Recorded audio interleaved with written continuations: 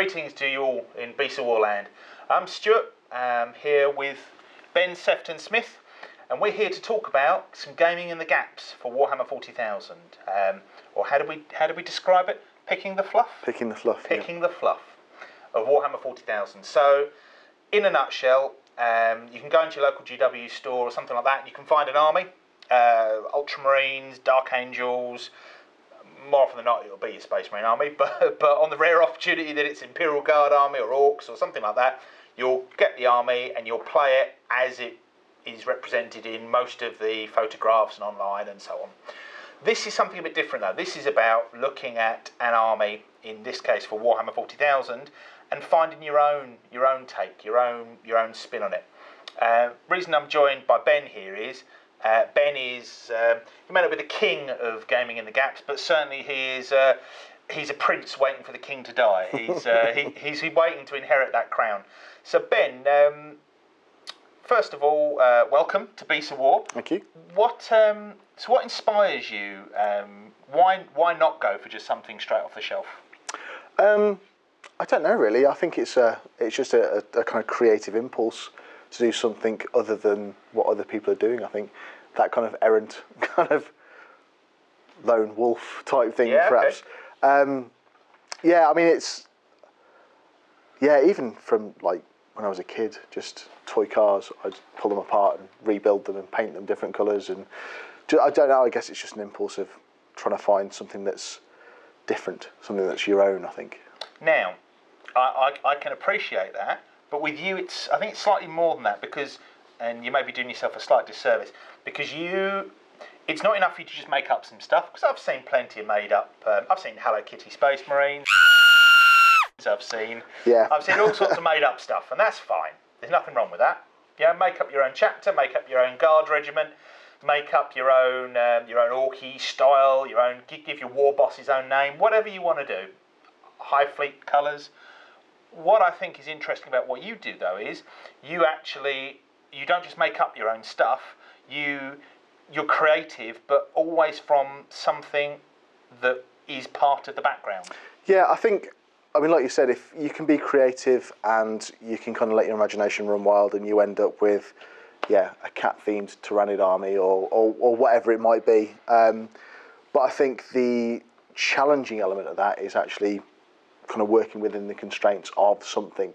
So, building to a theme or building to a piece of text or an image or something like that, so that you're not kind of wildly unbound, that you are kind of heading towards something that has an aesthetic, something that has, something that people can associate with because it's based on something that is kind of already out there. So is the big payoff for you the eureka moment when somebody goes, oh, that's whatever it is from something? Yeah, I think so. Yeah, I mean, things like the Knights and stuff like that, where people have seen them go, oh, that's a Knight out of Epic, and that, for the most part of the minute, Epic seems to be a good plundering ground for what I'm actually looking at. So, kind of with the re-release of Apocalypse and kind of the original version of Apocalypse, all those things have kind of led into these big units, these massive kind of powerful units that potentially at one point or another hadn't got models for or didn't exist. So it's a good kind of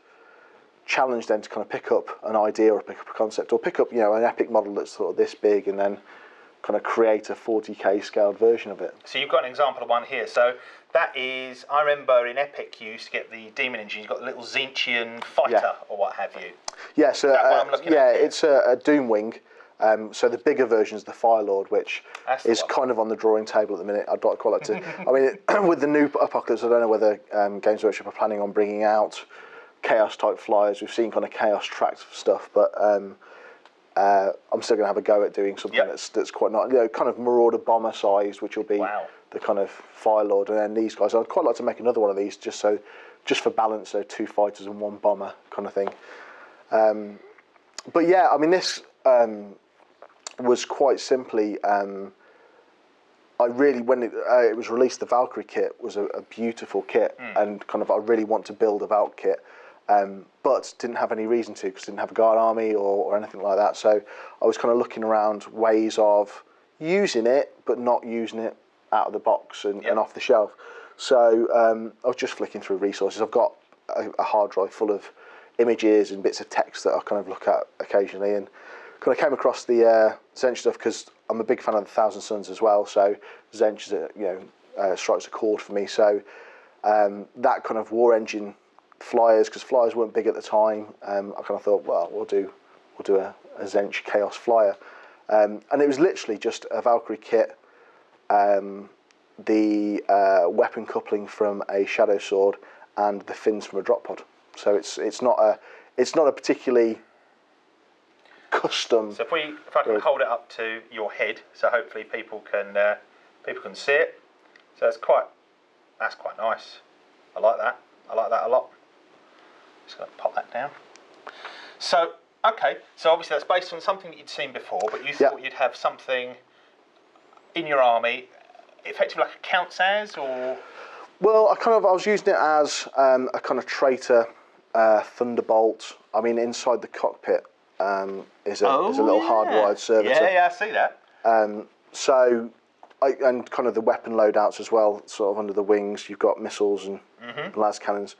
So I wanted something that I could kind of use in a game. So I kind of thought Thunderbolt, perhaps Lightning, because it's kind of in between the two in terms of size, and then possibly a Hell Talon. So there were plenty of rule sets to use with it. So this is pre-Helldrake, isn't it? Oh yeah, I tend to use it as a Helldrake now. I was going to say that would be a thought of making another one with using the Helldrake wings and painting the rainbow pattern on that? Or? Yeah, possibly. I mean, I'm not a huge fan of the Helldrake because for me it looks like half it's missing. The back half seems to be bitten off by something far bigger. But the wings potentially are quite useful. I think perhaps on the Firelord, where you can kind of lose the patterns a bit more into the build.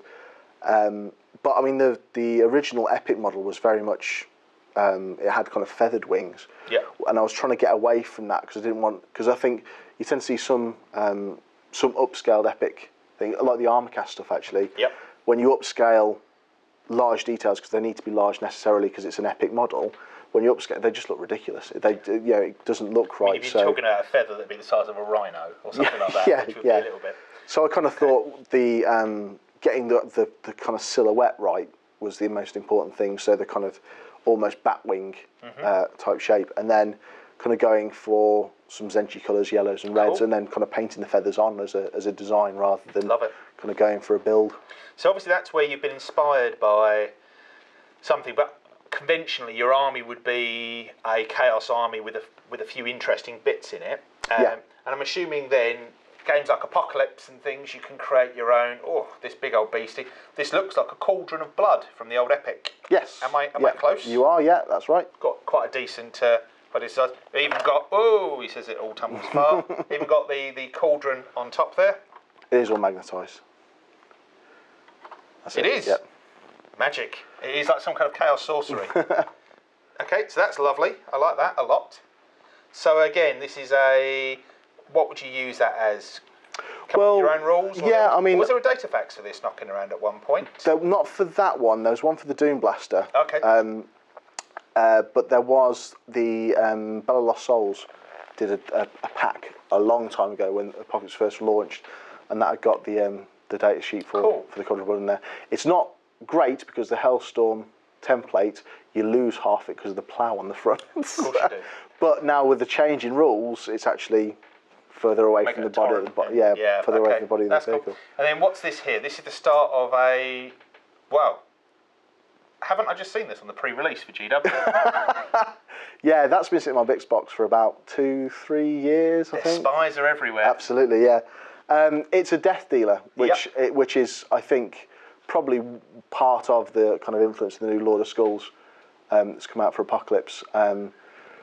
But my original intention for the Cauldron of Blood was that it was going to be a modular piece, so everything on it, apart from the chassis, comes off.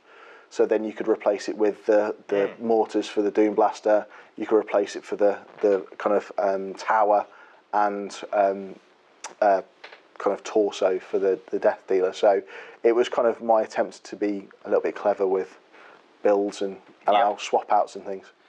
And then this, I've seen this from the Horus Heresy art books. This looks like an Emperor's Gift. Yes, yeah, the kind of flying Flying, anti-grav rhino. Flying Rhino, Golden Rhino for the Custodes, Adeptus Custodes. Yeah. Cool. And Sister Science, I think, as well. Okay, yeah. No, wicked. So again, the idea being, you just saw it and you thought you'd like to make it? Yeah, pretty much, yeah. Again, it was kind of one of those challenge things that very much into 30k and pre-heresy army, so the idea of having something that was so kind of 30k, because obviously you don't get flying runners in 40k anymore, was the pity, really. Yeah. I'm fairly sure some kind of turbo boosting or jump rules wouldn't be... I mean, the Blood Angels get deep striking Land Raiders, so I suppose it's somewhere close. But yeah, something that was just very not kind of 40k, and was kind of an interesting, challenging build to kind of get the bits together to make it look, reasonably like the original, but also, things that are available to use. Now, we're not going to talk about that little cluster of things over there, because we're going to do a whole show later on talking about, because they're knights from the Mechanicum. That's right, yeah. So we're going to talk about the Adeptus Mechanicus in much more detail, because that's just a small tip of iceberg of a much larger thing for us to have a chat about. Yeah, so bigger project. A whole show just talking about knights and cool stuff like that. But so these are all individual bits which kind of are almost like a focus piece, or kind of oh, that's interesting, around a fairly standard army on the whole. Yeah. But you're not happy with just doing that. You take it one stage further, and this is where I think some of the people watching this are going to empathise. It's taking an idea and then doing it as a force. So, for example, maybe you wanted to do, so you see Ghazghkull in for the Orcs, and you think, what does Ghazghkull's actual army look like? I want a proper Goth army or something like that. Or so you've got taken it to that layer, or then you take it one stage further and you go, okay, so I've opened up my Space Wolf book and I've seen there's all different great companies, and I'm going to do a very particular great company. Yeah. So there's that level. You're taking it one stage further though. You get inspired by pieces of artwork or something like that, is it? Yeah, I mean it's kind of art breeds art, really. I guess that's kind of the best summing up of it. But yeah, images, pictures, kind of book covers, that sort of thing, but also kind of pieces of text as well. So writing descriptions of units, of characters, of equipment, that sort of thing. So and that can be a sliding scale from very detailed, kind of in-depth descriptions to a couple of pages, just kind of going over a planet and how those things work and creatures that inhabit it. But I think for me, again, it's that challenge of coming up with something that not only kind of looks like it fits and looks like it works, but also trying to, which sounds really bizarre, trying to work out the science and the reality behind these fictional things. Which science. Which science kind of 40k, love it. Yeah. Which gets you googling some really bizarre things on the internet to try and find out. So, why don't spiders grow to enormous sizes and things like that? So I can't imagine. I would wonder why you were researching some kind of mega arachnid. Mega arachnids, yeah. Okay, so as an example, then, so you've been inspired by a picture or a bit of text. Can you give us an example? Have you based an army off something like that?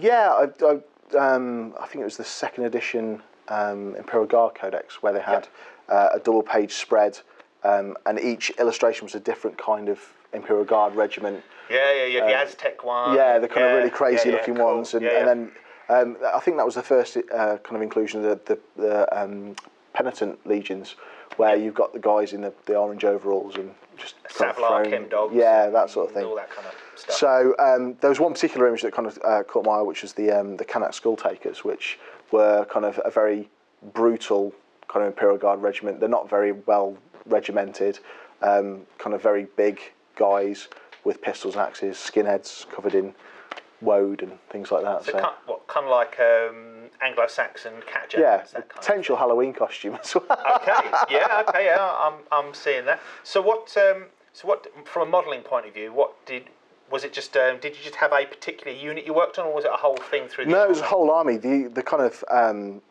because obviously the illustration was just an infantryman, so it was then working out kind of, again, it's that constraint. So working out rules.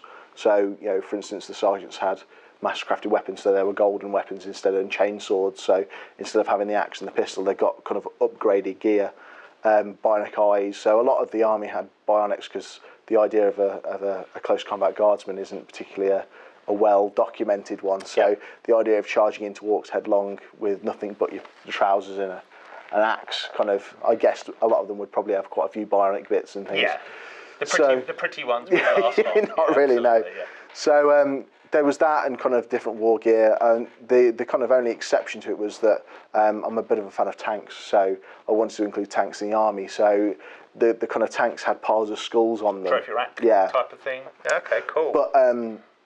But obviously a Chimera or a Lehman Russ is, you know, it's a very difficult thing to kind of make look different. So they became two separate armies at one point, where it was kind of the infantry of the Canak skull takers supported by an armoured company from somewhere else, an undisclosed ally. But it was a fun army to make, but obviously with changing codexes and how things act in Revolution. Because the doctrines and things would have allowed you to have close combat weapons in the 4th edition and 5th edition, but not in the 6th.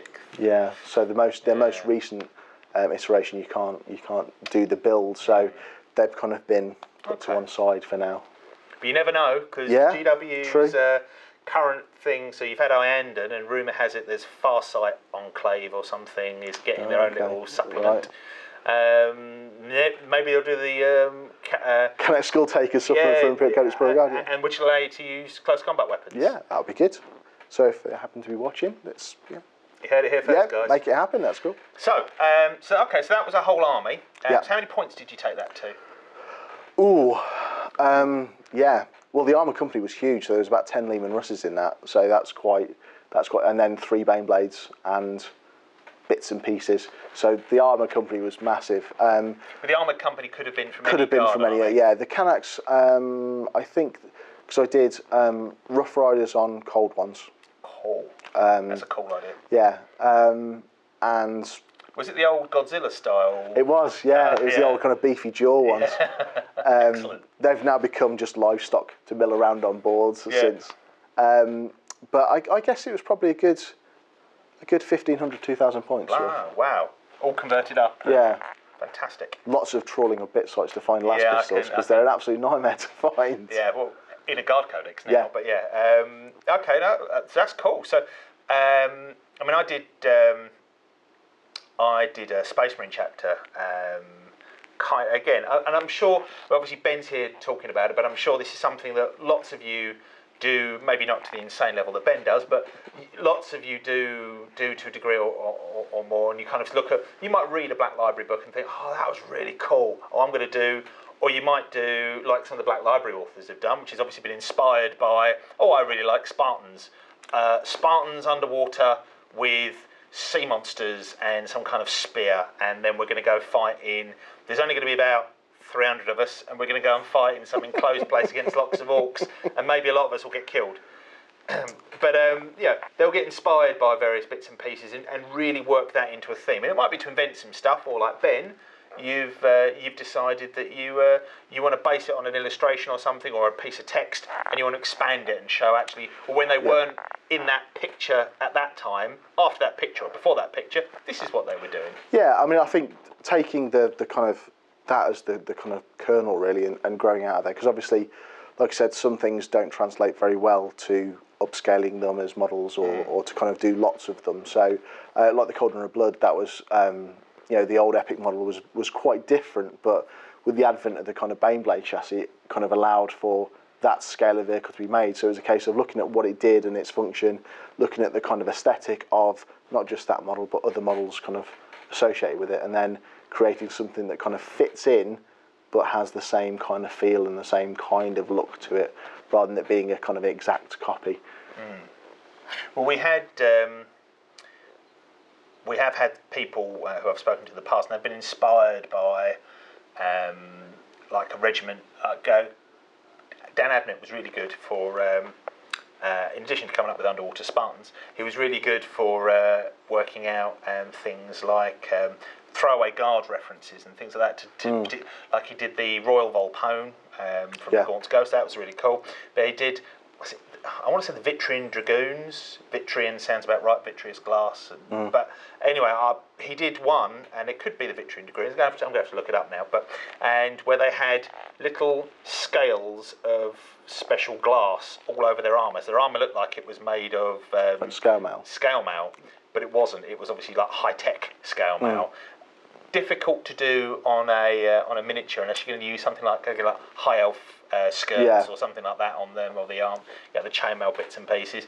Difficult to do, but what a great idea! Just absolutely something to get your creative juices going. I guess it's after the first three, you kind of lose your mind, and then you kind of put it as a shelf project, really. Yeah. But yeah, I think it's definitely those things that are a challenge. I think they tend to be more worthwhile because they kind of encourage you to push yourself as a kind of a creative person to kind of create these things that either don't exist or existed a long time ago or exist in a slightly different scale or a slightly different kind of version. And that way you can kind of bring something fresh to the table. And I think not only is it kind of good to do for yourself, but it's good as well for kind of opponents who are playing games to kind of put something on the table and they kind of go, wow, and that's really cool, and you get, it's a conversation starter. And I think, sometimes if you're playing complete strangers at games like tournaments or events or campaign weekends, something to break the ice is always good.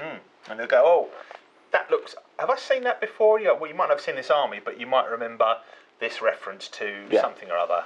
Or if you did, or you might say, well, actually these guys come from Golgotha or something like that, and then you might put little sneaky bits in there of slightly squat-like bits and pieces. Yeah. Well, actually, funny enough, the one of my next big projects that I'm looking at starting, I've got some of it started, is making the Ordinatus Golgotha.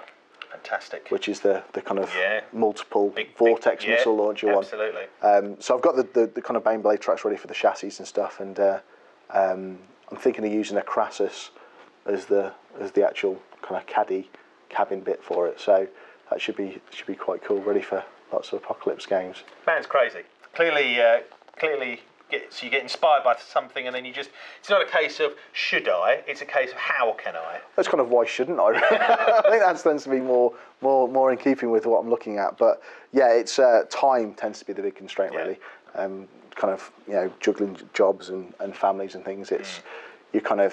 It's early hours of the morning where you kind of squirrel away either in the dining room or in the garage, kind of working on stuff, and then you realise it's 1:30 in the morning. You really should go to bed because you're going to be fit for nothing the next day. Could you? I'll just get your opinion on something. So obviously, with somebody playing it, so if you could you see over there against the wall over there? You see with the red orangey. So if you can just grab that for us and bring that out. Yeah. Ooh. On the flying stand. It's quite sticky. Yeah, it will be.